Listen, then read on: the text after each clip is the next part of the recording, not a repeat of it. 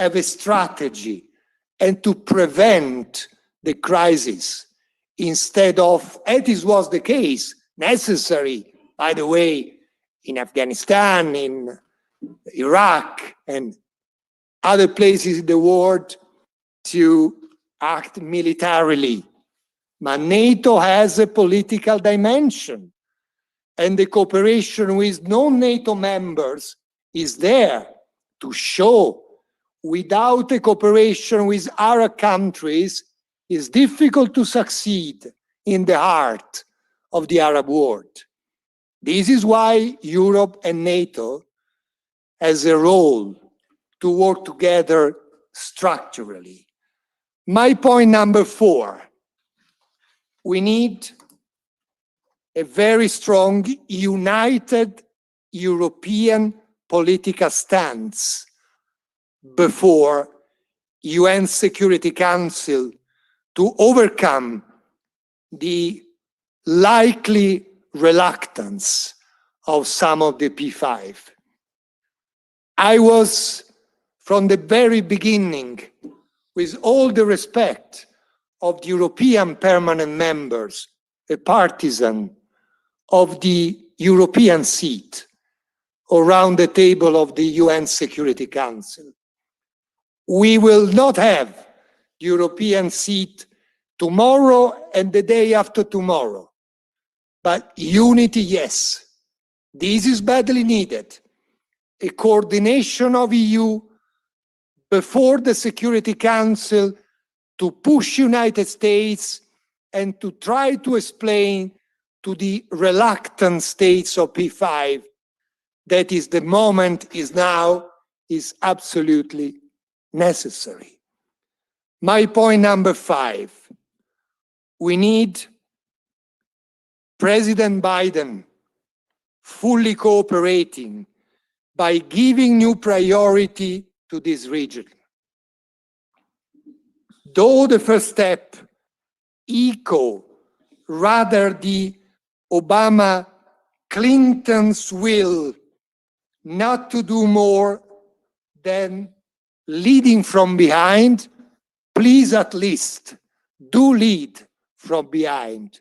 Be there, help us, help Europe. It is easy to say, this is your backyard, this is your neighborhood, it's up to you. I used to be called American with K, so nobody more than me can be indicated as non-fervent supporter of Euro-American alliance, but America should be there. My point number 6, my final point, we should be, as European Union, realistically looking at the future of these two important missions, UBAM and IRINI, by keeping a dialogue with those countries that we like or not have a dominant role in Libya today, Russia and Turkey. You know what was the position of President Biden inwards, because in the same time he invited President Putin to have a bilateral meeting. You know what my Prime Minister Draghi said about President Erdogan, but it is illusory that the Libyans, now and even more after the elections, are urged to choose between EU, except in case of a massive engagement of US, that I think is unlikely, unfortunately, and the two countries that protect, guarantee supplies, deploy weapons, deploy military forces on the ground. You know Libyans. I do know Libyans.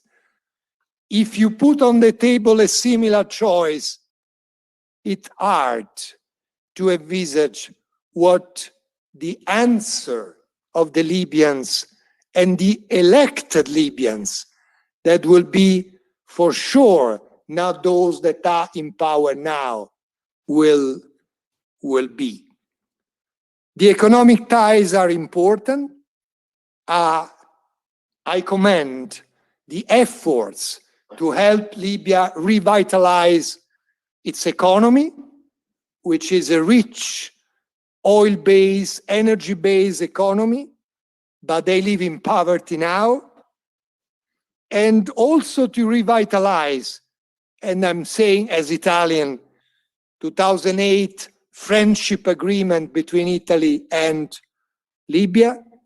But I would say, as you have seen, when President Erdogan decided, 13 ministers plus the Prime Minister of Libya decided to fly immediately to Ankara.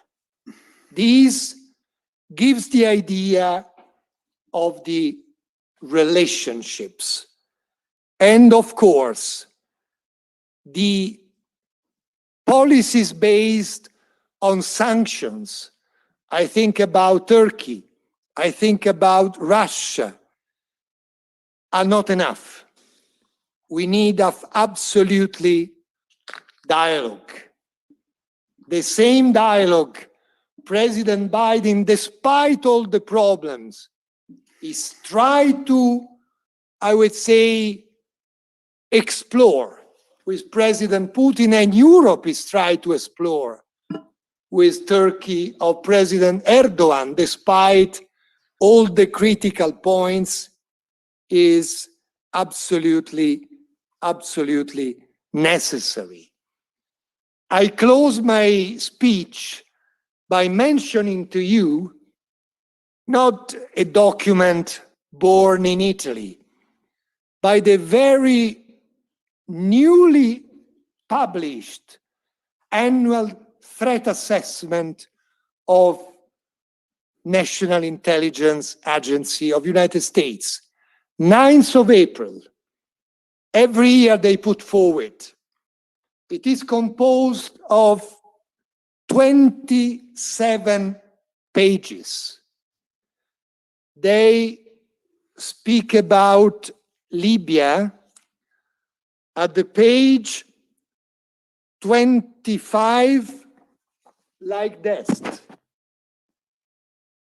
8 lines.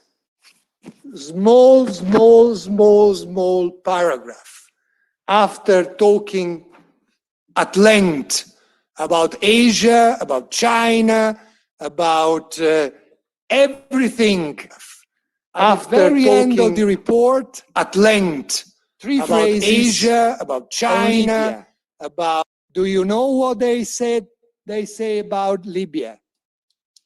The interim government of national unity will face enduring political, economic, and security challenges that have prevented previous governments from advancing reconciliation. That's all.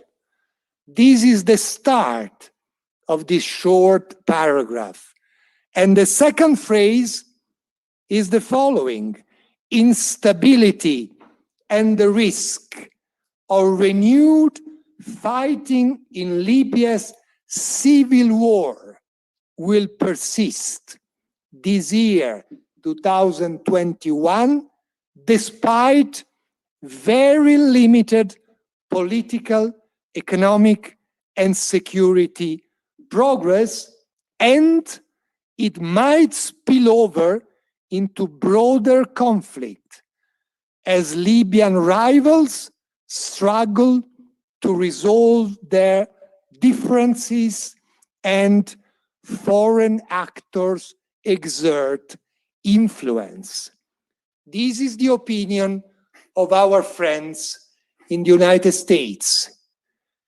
Ladies and gentlemen, I'm neither optimistic nor pessimistic. Everything will depend on us. Thank you very much. Thank you so much, President Frattini, for your experienced, wise, and illuminating considerations and opening remarks to this webinar. And I will ask our kind speakers to follow me in a quicker pace, quite quick, 2 rounds of questions and answers for you. President Frattini mentioned, for example, now I'm going to give the floor to Mr. Nadim Kirkutli. President Frattini mentioned NATO as a problem, as an organization we have to include in the decision process. And by the way, Turkey is a member of NATO, while Russia is not. And this, and given the situation we have on the ground, this is not a little problem. And President Frattini was also mentioning the fact that the underlying factor in Libyan internal alliances and internal enmities is tribal organizations called Kabyle. So we have the Kabilas, which are underlying militias, which are mining the possibility for a peace process. And on the other hand, we have the newly formed government by Mr. Dbeibeh, which is accompanying transition towards election. In all this, what is the room for EU diplomatic efforts? Because we have to consider that the situation on the ground is very difficult, but at the same time, we need to do something, as President Frattini was recommending. So the floor is yours, Nadim Kirkutli, who are leading as one of the representatives, the European diplomatic effort. Because one thing is to be given as sure, we need more security and defense into Europe, and we need more Europe into security and defense. But security and defense are not the only thing we need. We need diplomacy. We need politics and policies. Mr. Kirkutli, the floor is yours. Thank you very much, Chairman. And good afternoon to President Frattini also, and Admiral Agostini, and Natalina Chea, the head of the EU-BAM mission. It's very hard to add anything of substance after the tour d'horizon that was so very well elaborated by President Frattini.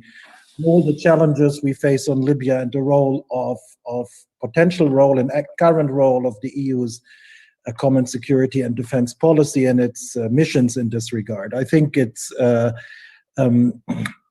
exactly, it's a very thorough analysis that we have here already on the table now. Now, in terms of the political side of things, or the diplomatic side of things, as the deputy head of delegation for the EU in Libya, and like others, we are working mostly from Tunis, but we've been regularly in Tripoli and Benghazi in recent months. And the head of the political team, I'll probably try to provide some elements, let's say, on the nitty-gritty of the day-to-day diplomatic efforts that we've participated in, that we've also pushed forward, let's say, since the Berlin conference in January 2020, so about a year and 3 months ago, 15 months ago.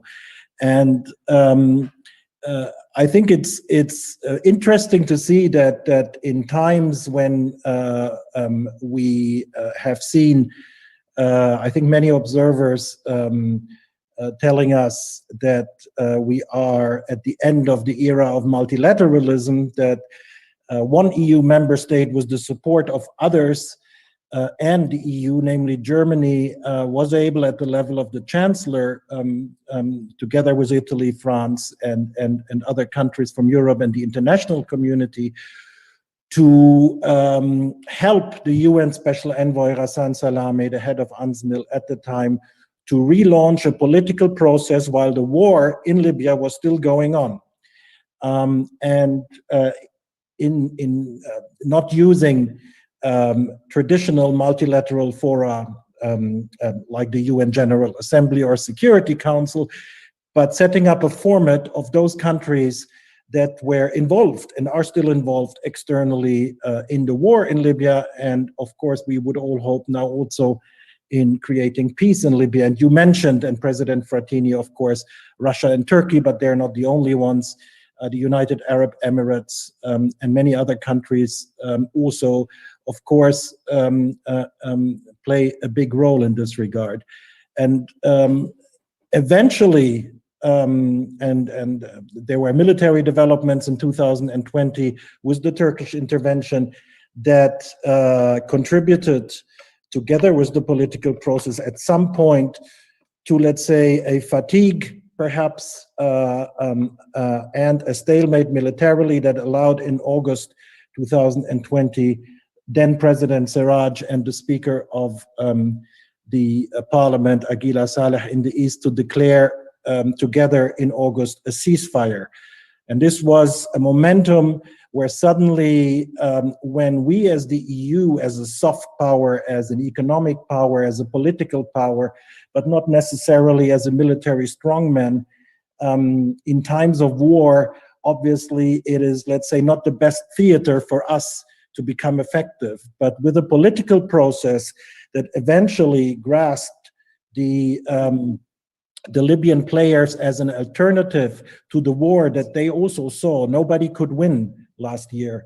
That political process allowed us to play politically a better role, but also, for example, and we will hear later on from Admiral Agostini and Head of Mission Natalina Cea, the role of our missions to be more effective. Because as President Frattini said, without a political process and political support, these missions cannot be successful. But also the political process cannot be successful without effective instruments to implement what is being decided.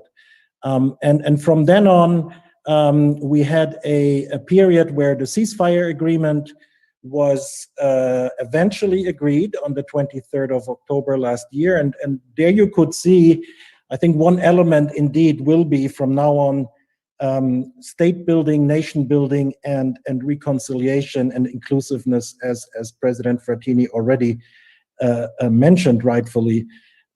Here we had senior military officers from both sides that were able to talk to each other relatively quickly to also agree on a ceasefire agreement, partially because some of them knew each other from the military academy, but partially also because there is a level of national identity that can be recreated, and which is now the task. And from then on, I think you will see that in the international working groups that are accompanying the process that led to the Political Dialogue Forum and the approval of the government now in March, the first unity government in 7 years, and the first unified budget in 7 years, and the first time the parliament met in unity in 7 years, that this was also enabled by working on the three tracks, the political track, the economic track, and the security track, but working on them in parallel and in good coordination. And we have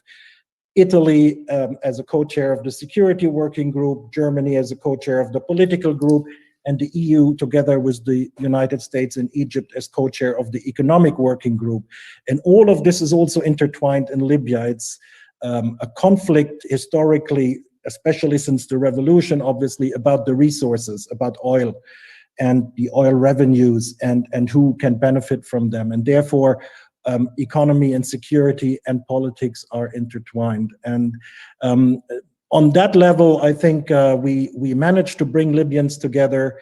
We reunified the central bank, the budget, and now also the government. And from now on, at this point, of course, the transition phase will be our support to the elections, politically, but also operationally, for the Elections Commission in Libya. We now have the Security Council resolutions that have basically enshrined the election date of the 24th of December at the level of a UN Security Council resolution, which is important, but also the withdrawal of foreign forces and the full implementation of the ceasefire agreement. And our two missions will definitely continue to play an even more important role. And Natalina recently spoke with us about, for example, the need to reunify the chain of command on, for example, the policing side, the security side, all across the country. And that will be another important element for inclusiveness and for reunifying Libya. I'll stop here and hand back the floor to you, Mr. Chairman. Thank you, Mr. Karkutli, Deputy Head of Delegation, the European Mission to Libya. head of political affairs and press and information. And coming now to Rear Admiral Agostini, who's been recently put in charge for the second time because the Iranian mission has been renovated, and he has a long experience in the international arena. He's been a commander of Sophia mission. Sophia mission was born mostly with the core mission of monitoring human trafficking and the situation of immigrants. And Irene, despite doing also this as a collateral, has a different focus. More than 1,500 vessels controlled, 60 inspections on board, dozens of air missions controlled, and many, many other things to ensure security. The maritime importance of security, the maritime importance of the European presence, of our values, of our commitment to peace and security.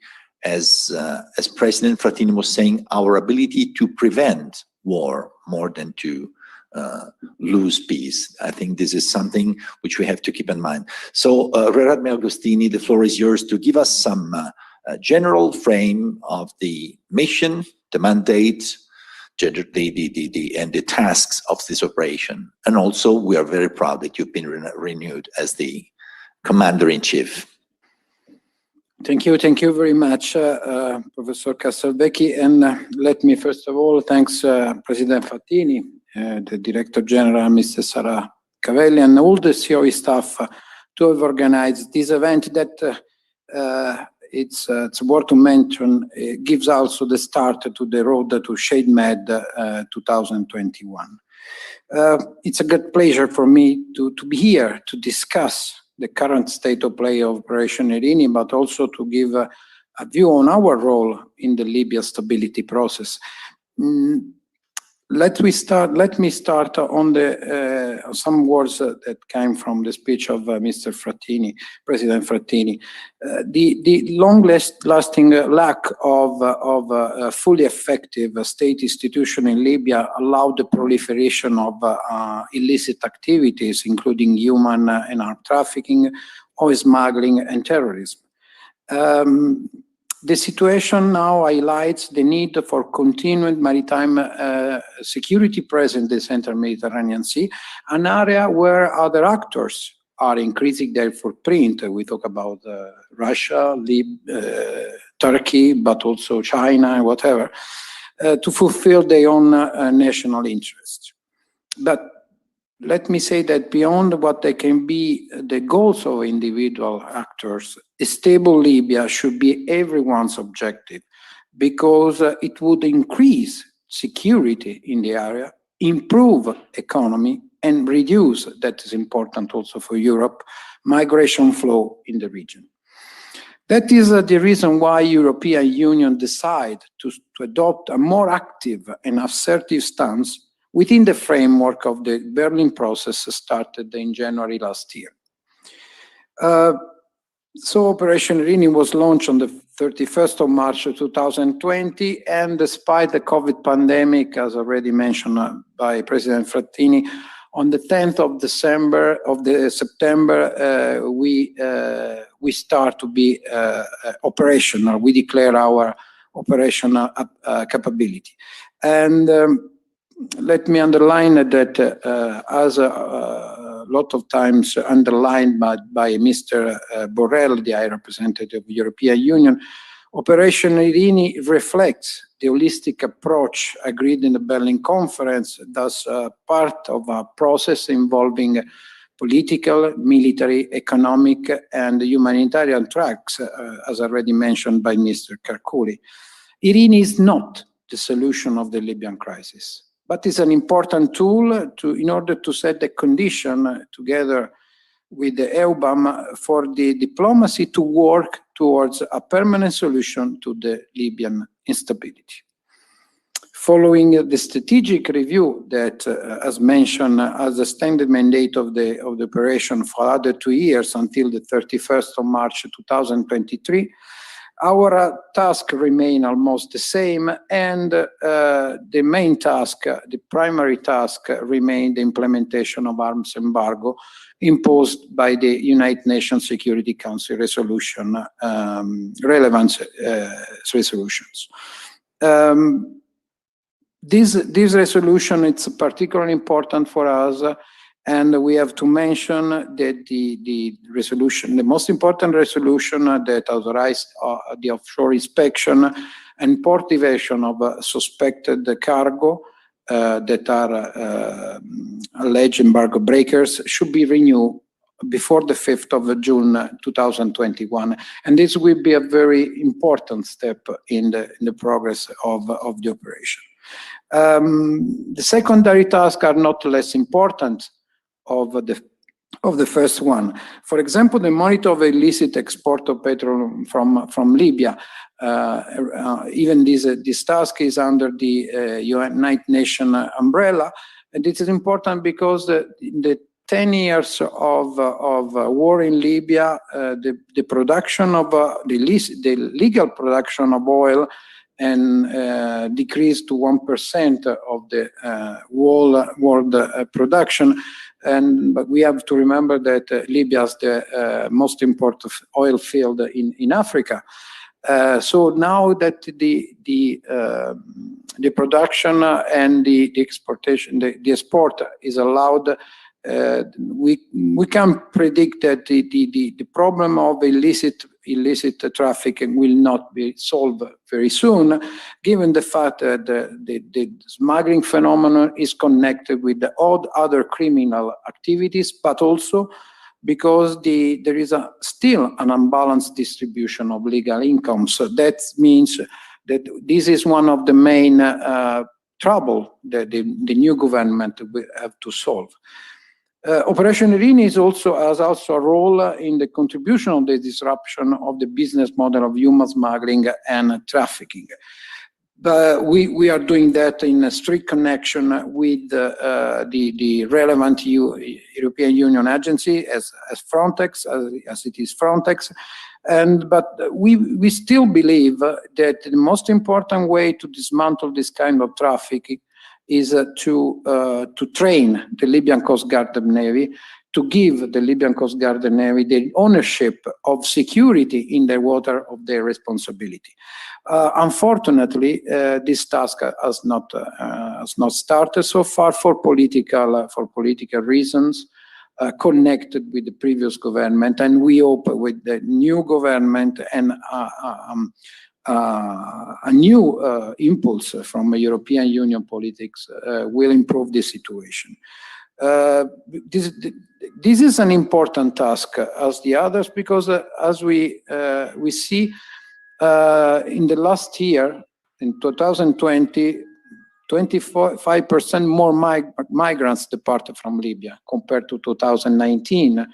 And the similar trend has been observed in the first 3 months of this year.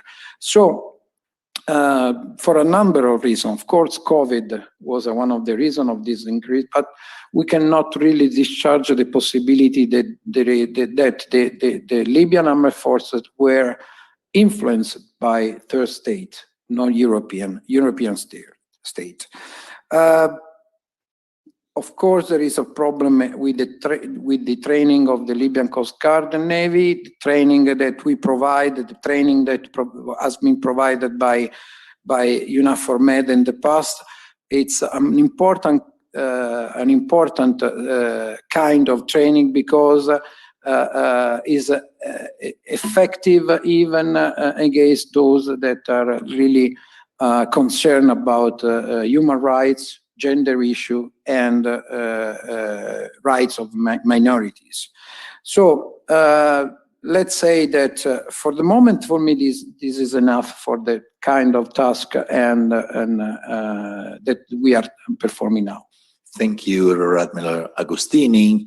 So it's about oil and gas smuggling. It's about arms embargo. It's about human trafficking. And it's about many, many other problems that you are working.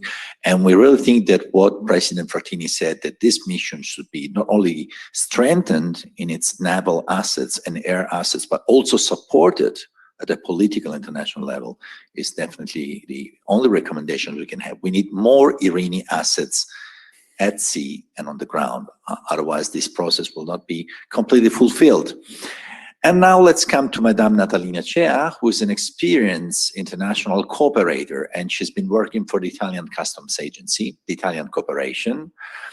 Madame Natalina Cea, introducing you, I would like to remark that the EUBAN acronym is European Union Integrated Border Management Assistance Mission in Libya. It's quite restrictive, despite being extremely complex. It's quite restrictive because actually EUBAN is doing many things more and is intended to make the voice of Europe heard much wider than this technical mission, which is extremely delicate. So the floor is yours to give us a frame of EUBAN in Libya, its role and its target objectives in the next 2 years. Oh, we cannot hear you. You have to unmute your mic. You have to unmute your microphone. I'm sorry. Okay. Thank you very much, Mr. Chairman. Thank you, President Frattini, for this very interesting introduction and very strategic point. The 6 points are very interesting for the political, but also for us that are working at technical level. So let's give you some information concerning EUBAN. EUBAN is, I think, one of the oldest EU institution that is working in Libya. It was established in the framework of the Common Security and Defense Policy in 2013, and actually I was one of the planner of this mission. So this means that I am very old, but okay. And so the mission, as you Chairman said, was meant to give support to the Libyan authorities, mainly on border at the beginning.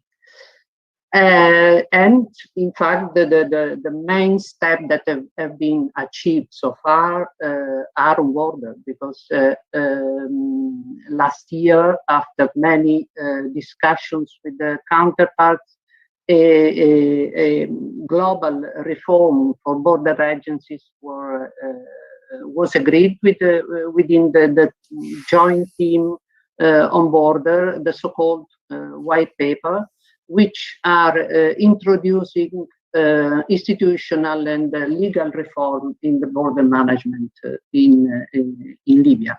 The document was endorsed by the group, but unfortunately, due to the political situation, was not approved by the former prime minister. So we are now in a different phase, we can say, at least for the country, and particularly for border management. So now we are in phase of discussions with the new government in order to see if their priorities, as Nadim said before, their priorities now are quite different from before. Are more linked to the reunification of the institutions and, of course, security forces and border agencies. And so now we are in discussions with them in order to see how we can integrate the new priorities in this very important document. After some years of border management, the mandate of the mission was integrated with 2 additional layers, we could say. The second one is the link to the law enforcement, and particularly to counterterrorism and organized crimes. Our main counterpart in these activities is the Ministry of Interior and, of course, all the security forces operating on the ground. And the third one, line of operation, is linked to the criminal justice, which, in my opinion, particularly in this moment, dealing with also transitionally justice, you can imagine it's fundamental. So this line of operation is aimed at increasing the cooperation between the law enforcement and the justice from one side, and from the other side is to support the the whole justice system in Libya. We have experts located in Tripoli. You know, the mission, due to the last civil war and due also to the COVID, was obliged to relocate some staff, before in Tunis, then in Europe. But now we have started finally with the current security situation. We have started the redeployment of all the staff from Tunis, and the current strength is 89 people, of which 65 international staff plus 24 local staff. So far, all the international staff are from member states, seconded or contracted. But as the President Frattini was saying before, it's very interesting that urban mission can count also on the support of the 11 third contributing countries. So I think that in the future, we have to look on this possibility in order to increase the staff of the mission, and in also to to include in the whole package that we are offering to Libya also the cooperation and coordination with other countries that are very important for Europe, but for Libya as well. One of the main, we can say, methodology that we are implementing for supplying assistance to the Libyan counterpart is the ownership, is to share with them our we can say ideas on how we see their future, their development for the future, but in a real partnership. We strongly think that the ownership by the counterpart is fundamental. If we don't have their, understanding and approval, or at least of the general strategy and objective of the assistance, I think that any kind of support could fail, could really fail, or at least is not effective. Methodology, first of all, ownership. Second, integrated approach. As you can imagine, particularly in this moment, we have a lot of international actors on the ground, and together with the delegation and with Irini, what we are doing is to try to build a package of assistance that can integrate all the efforts, first of all from the EU family, within the EU family, and in addition to this, also from the member states and from UN or other third countries. For example, speaking with the Ministry of Interior during the last days, they have created also with our support an international committee for coordinating the assistance from different donors. And it is quite surprising, but not if we are thinking on the reality or also on other countries, to see that, for example, there are a lot of duplication, and there are a lot of efforts and a lot of money that are spent without a unique strategy. So I would say that for our mission, it is, and then I will stop, it is fundamental, and I would like to stress this, that all our activities, training, or advice, we are mainstreaming, of course, human rights and gender principle, because in this kind of activities that we are conducting, it's fundamental to teach them on this fundamental principle. Thank you. Thank you very much, Natalina Cea. We will come back in a few minutes to that inclusiveness and human rights as main goals of the UBAM mission you're leading. With President Frattini, we're talking about the international support we need from NATO and from our friends, the Americans. With Rear Admiral Agostini, we've been talking about naval training, naval patrolling, and ensuring security. And with you, now it's about police and law enforcement and many other things. But now coming back to Nadim Kirkutli, one thing we, the Europeans, are quite strong at doing is managing free elections. This is one of our few good heritage, because we still didn't manage to build a very strong united military force. We are in the process of doing so. We're still managing with diplomatic effort to Libya. But one thing we are good at doing in our continent is managing elections. And now you are somehow overseeing the transitional political phase, the transitional process towards free elections in Libya. What's the contribution the European Union can give, and what do you think will be the main things you will be discussing with the new Dbeiba government in doing so?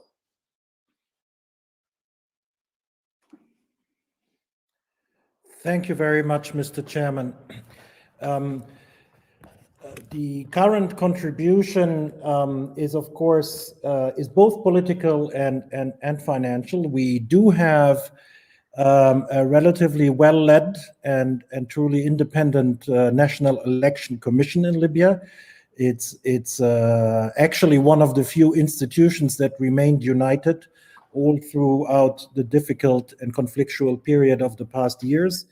We are, as the European Union, the main donor to its operations. Of course, a lot of this contribution had to be put on the shelf for a long period because no elections were possible. That has been reactivated. We're contributing additional funds. We're working on this together with the UN and other donors.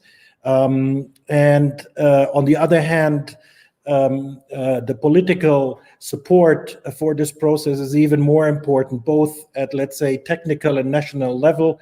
On the technical level, we are reminding individually as the European Union delegation, but also with member states and other international partners, the government that indeed the main bulk of the financing for the election has to come from the government, and it has now been put into the budget for the first unified budget in 7 years for 2021. It was one important element. The other element is that there are still different views in Libya between the old and still existing parliament, the House of Representatives, and the Election Commission and others on what constitutional basis these elections shall be held on for a president and for a new parliament as foreseen. Now I think we ourselves as Europeans, where we have much more audience now in Tripoli, that we have peace and a unified government, and a much more intense dialogue with the new prime minister and his ministers, but also an increasing presence. You may have, that's important, that Greece, Malta, France have reopened their embassies, and the EU delegation will also in the coming weeks in phases re-establish its presence in Tripoli, and others will follow. This is also important. On that basis, it will be important that by the end of June, the Libyans have agreed on the legal basis, on the electoral law and the constitutional basis to hold these elections, because the Commission needs 6 months minimum to hold and prepare the elections, and that's the 24th of December, as mentioned before. And this is where, let's say, the intra-Libyan process that we have with the existing institutions and the process that came out of the UN mediation, the Political Dialogue Forum, both have a mandate at this point to provide this legal basis, and both have commenced their work. And I think now the effort led by Jan Kubiš, the new UN Special Envoy of the Secretary General, with the institutions concerned, the political dialogue forum, which are 75 Libyans chosen from across the population, and the existing and outgoing parliament, the House of Representatives, is to come together, make sure that in the coming weeks there will be a legislative agreement on this. And therefore, together with the UN Security Council resolution that we had on Friday, a Libyan and international firm commitment to this date and the right basis for these elections to be properly prepared, to be free and fair and meaningful. Thank you. Thank you, Mr. Kirkutli. Admiral Agostini, you are for the second mandate Commander-in-Chief of Irini. So we should say mission accomplished for the first part. So what can you say you're proud of, but also what is the many do's and don'ts, the many targets you want to reach the next mandate in the next 2 years? Thank you very much for this question. Of course, it's very difficult to draw a line and to see what could be considered successful or not. But let the numbers talk about that. We have investigated more than 2,700 merchant vessels in this year. We monitor more than 200 suspect flights, 25 airports, 16 ports, and we have visited more than 100 merchant vessels, 11 of which were deeply inspected. In one case, only one case, we found what we can consider military material on the motor vessel Royal Diamond 7, coming from the Emirates to Benghazi, carrying 13,000 tons of jet fuel. This was the first, and then I took the decision to divert this vessel to a European port. Let me say, I'm proud of the fact that this was the first even diversion operation conducted by our European operation. But the most important thing is that since the beginning of the operation, we have provided 22 special reports to UN Security Council,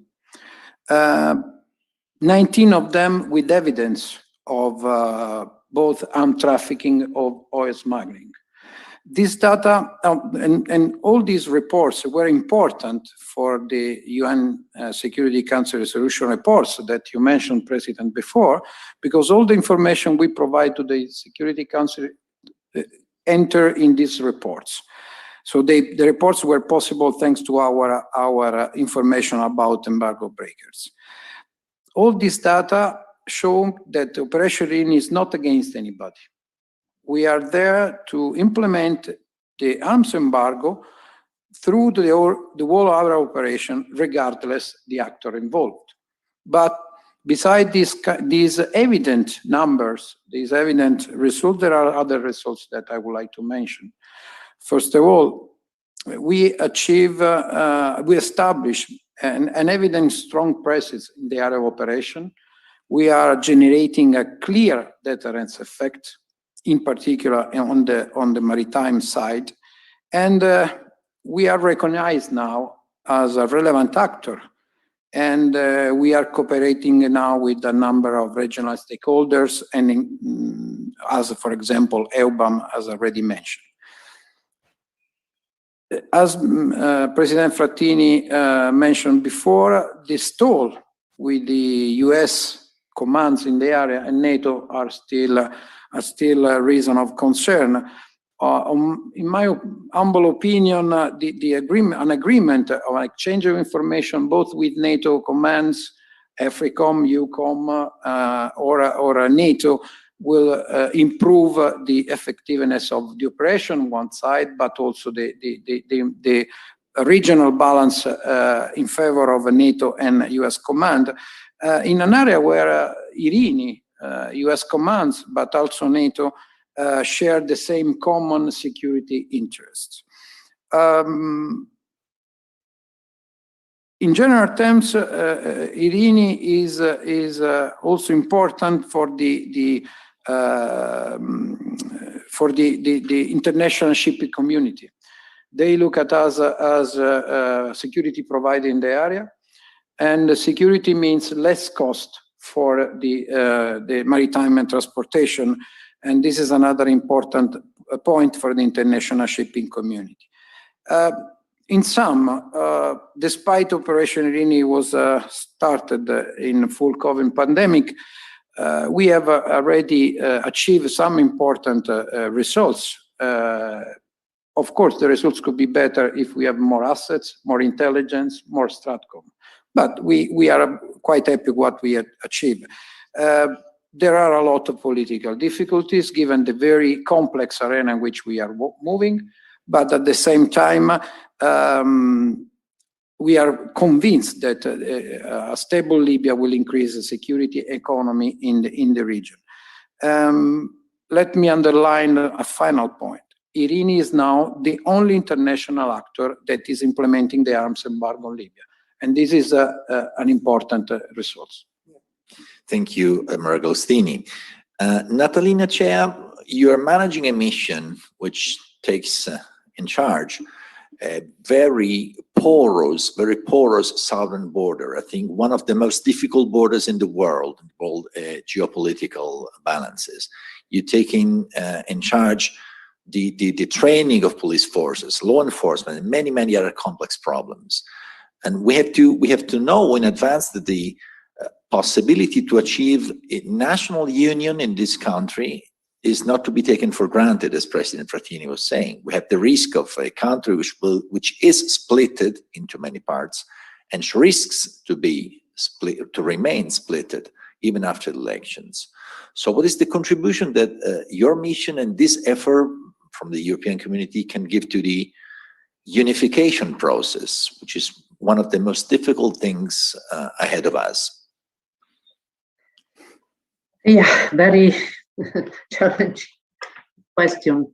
I will try to respond in also considering that, of course, as you well know, the mission is operating within the common and security and defense policy, and the member states are those who are deciding about the mandate of the mission. Now, our mandate is expiring at the end of June. We will start the new mandate as of 1st of July, and will last for 2 years. Of course, we can say the approach before the signing of the ceasefire agreement was completely different from the EU, because the situation was completely unstable. Security on the ground was very volatile, and of course, also, as I said, the mission was limited at very few staff on the ground. With the new government, of course, the situation is completely changed. The new, we can say, priorities for them are, first of all, to redesign the chain of command. And concerning our mission, is important, of course, for border agencies, for the Ministry of Interior, and for the Ministry of Justice. And so, as we are doing, advising, we have in our mandate advice to them. Of course, they have asked to be supported on this, and of course we have to do within our mandate. But their request, as you said, concerning the border, immigration, illegal trafficking, and so on.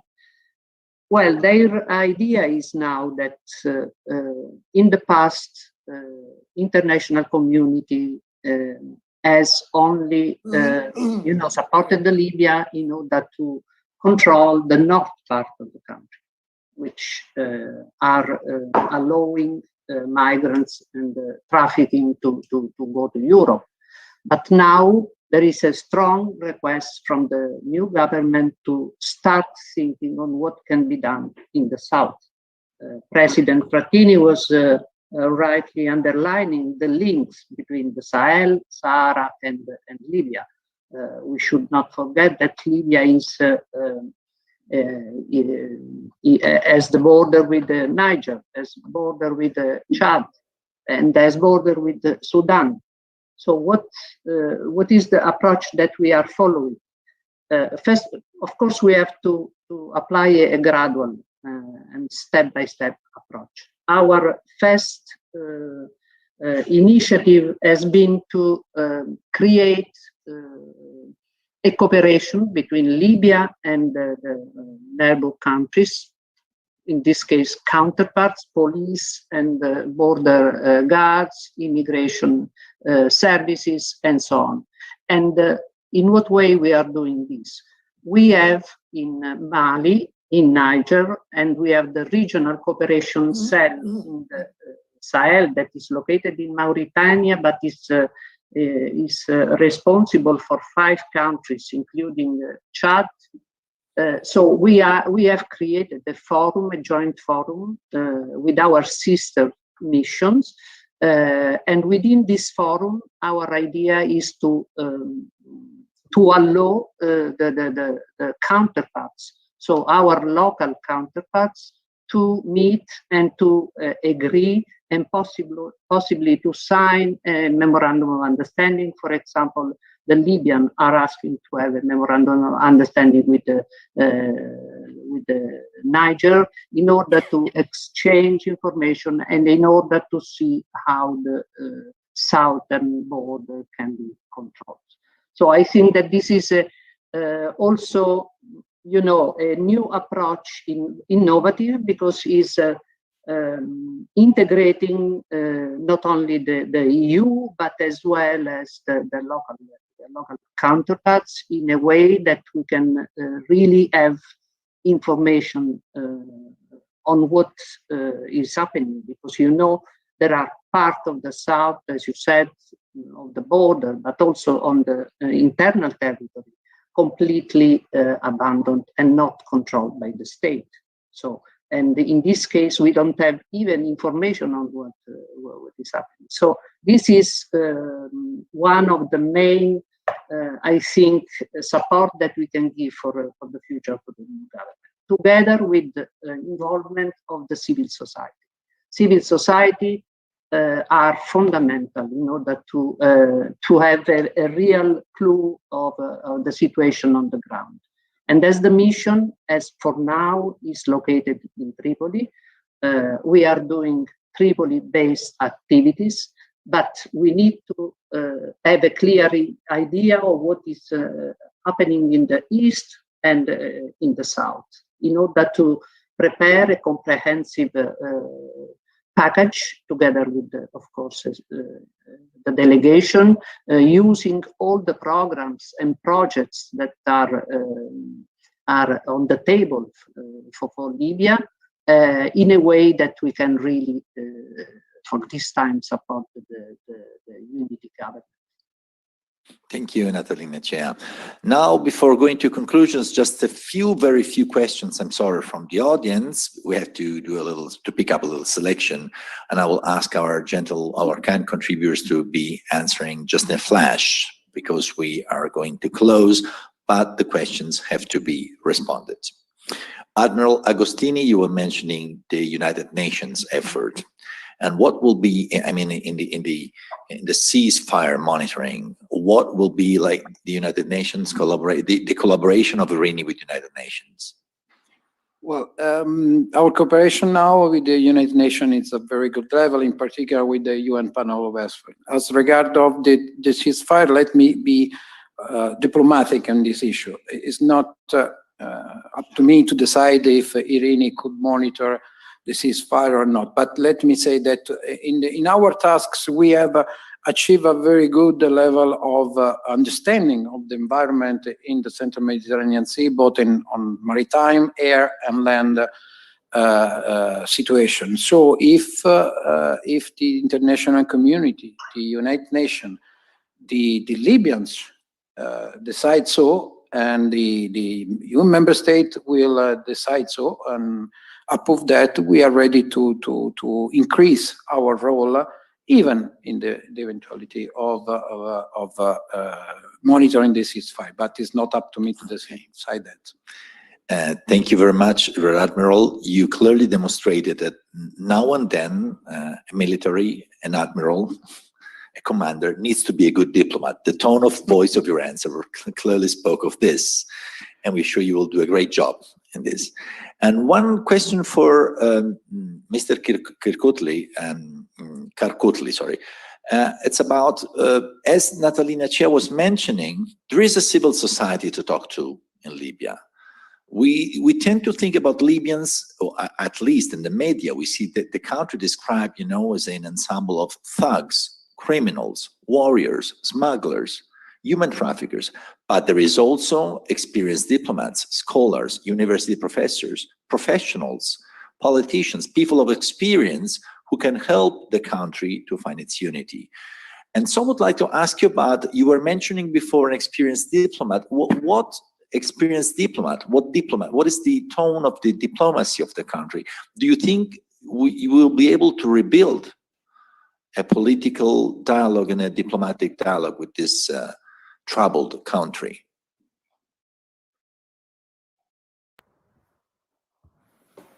So, of course, a multifaceted question. I think I try to be brief. As you said, we are closing, but of course, let's say 3-4 elements or levels to this. One is now we have a unified government that both in the Presidential Council, which has 3 members for the 3 parts of the country, the Cyrenaica in the east, the Tripolitania in the west, and the Fezzan in the south, are represented. The Prime Minister has 2 deputies also representing the 3 regions of Libya. This is important. We have now a government where we can talk to all Libyans, government to government level or diplomatic official level. That's, I think, for this government and for a future government after the elections is important, because we did not have you know, really people representing Libya and the Libyans during the split, the war, and the conflict before. This is one thing. Then Libya is a very young population. There are a lot of young people, and only the minority of them are recruited into militias and running around with guns. A lot of young people who have dreams, who want to start enterprises, who want to finish school, who want to finish university, who are active to fight for freedom of speech and for a free and democratic society. But Libya never had this kind of structure in the society. There were no institutions or civil society under Gaddafi for, I don't know, 40 years or longer. And it still has to grow. And I think our contribution really will be to seek dialogue in the society with these young people, but also with scholars, experts, others, to help the civil society to grow and to underpin the process of Libyans coming together again as one country and one people. So these are the 2 levels I think we should work in response to the question. Over. Thank you.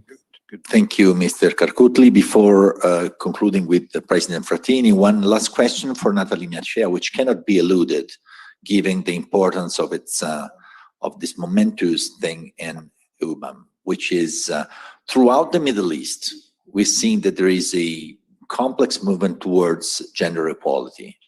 Mohammed VI, the King of Morocco, has been approving some constitutional innovations. In Tunis, during the Ennahda government, there was a very hard struggle in the parliament to approve some bills which could pass, I mean, a better gender equality. Even in Wahhabi Saudi Arabia, we are starting to see some improvements. And funny enough, it is quite ironic, but even being told that women can drive, it sounds like an innovation sometimes.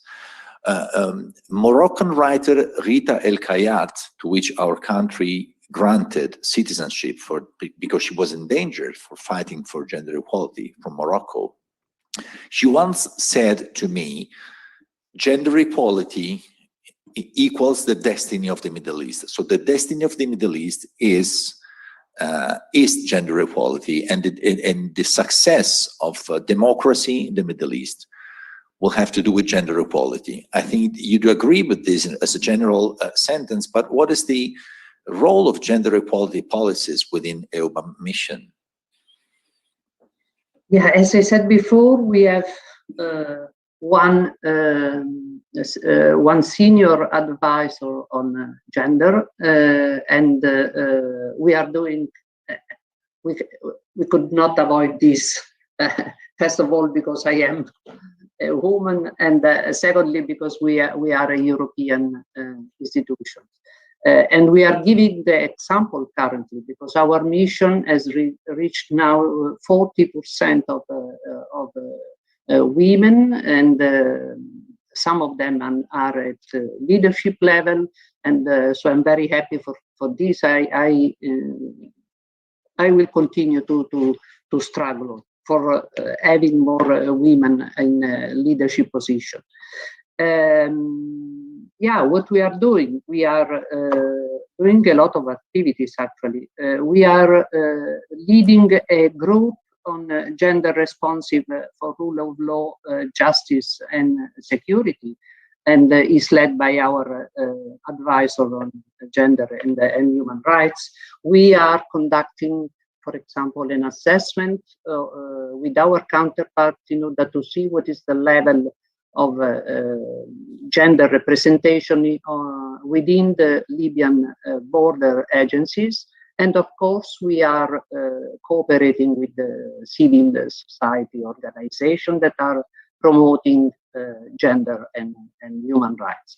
I think that all these activities will be continued during the next mandate and even increased because, well, we are dealing with something like border management, law enforcement, criminal justice. I strongly think that no activities can be done effectively without women.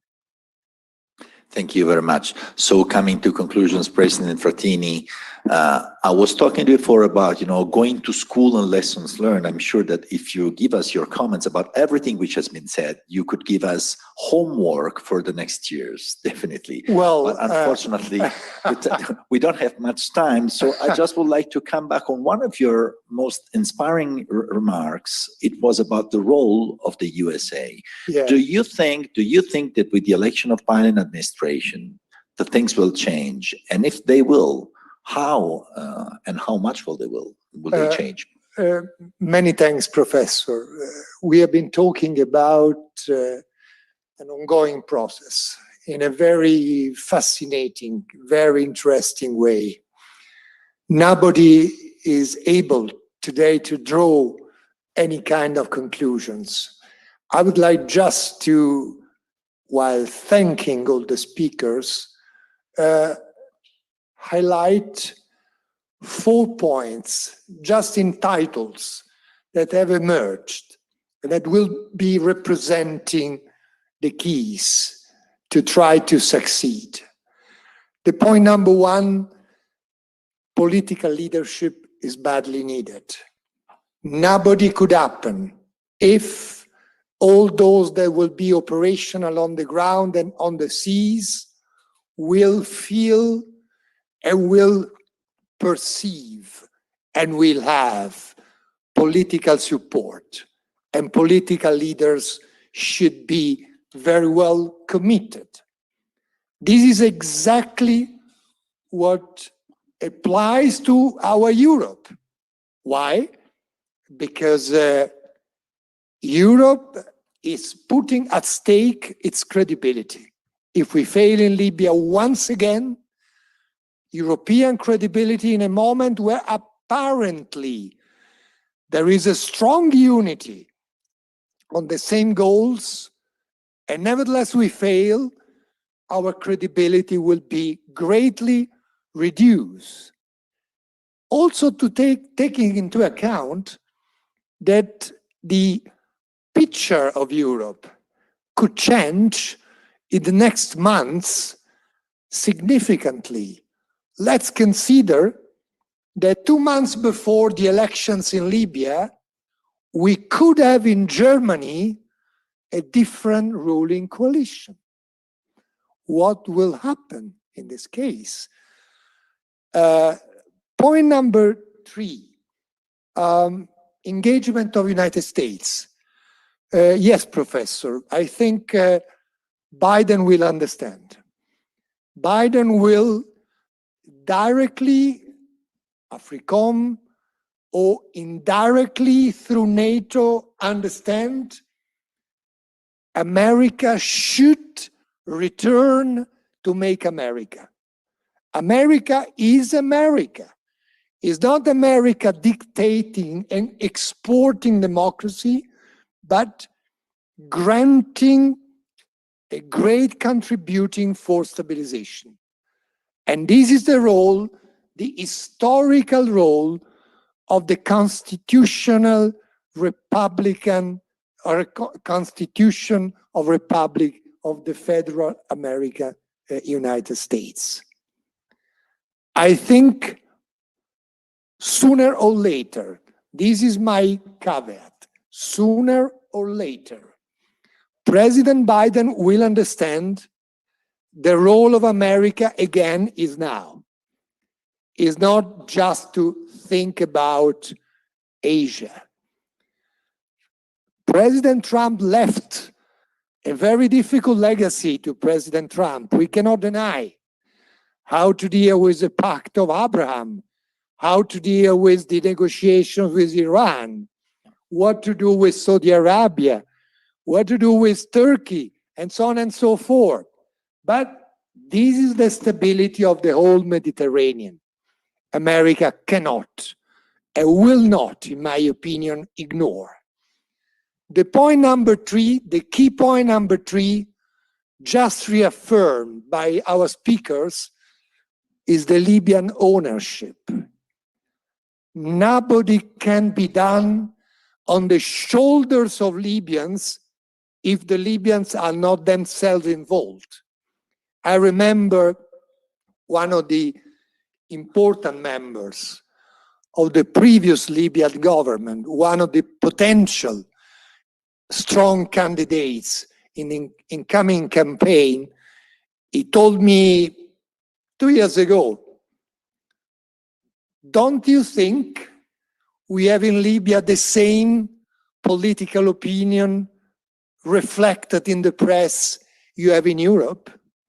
Very clear question.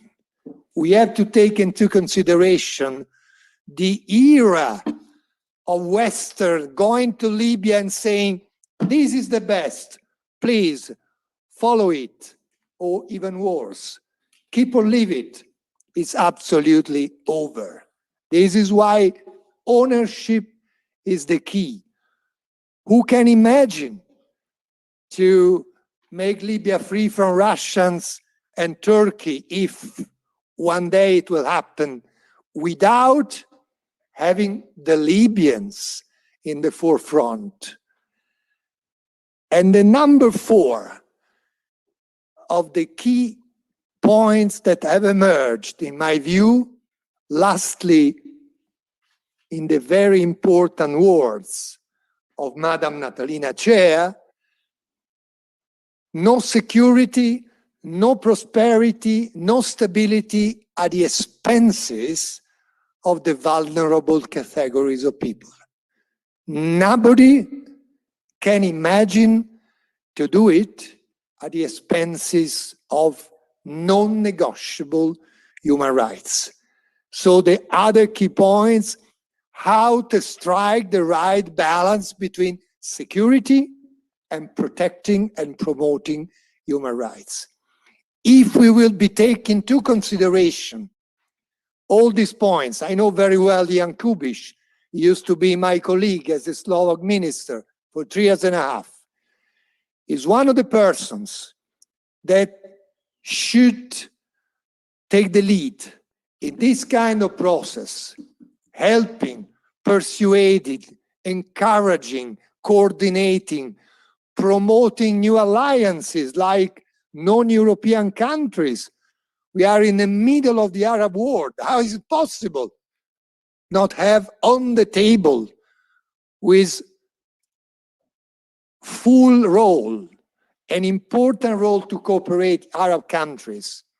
I think persons like Jan Kubiš and the others that will be involved will be on the forefront on trying to strike the balance. No security without full respect of human rights. I mentioned this point as a last one because under the human points of view, it is the most important for me. Thank you. Thank you so much, President Frattini. And now we're closing this webinar, which has been dedicated to the European Common Security and Defense Policy in Libya.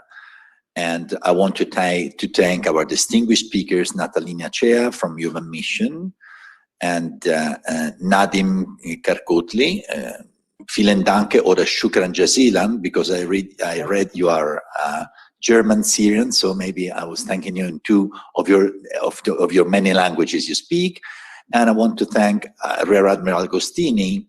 And remember to you, keep in track what is happening within Irini Mission, which is an excellent communicating hub through the website, through the social media, because this webinar is one of the many milestones as a path to ShadeMed, which will be the Autumn Congress, which will the maritime problems connected to the Libyan crisis will be discussed in. And thanking President Frattini and the CIOI, I just close with one sentence. We all remember that our Prime Minister Mario Draghi, at the time President of ECB, in a famous speech in London, once said that he would have been done whatever it takes to save Euro. And then after he paused and he said, and be sure it will be enough. Now, after listening to you, we want to be sure that everybody will do, European community will do, the European Union will do whatever it takes to save Libya. And we're sure that with your help, it will be enough. Thank you very much. And good evening to you all. Bye-bye, many thanks. Bye. Bye. Arrivederci.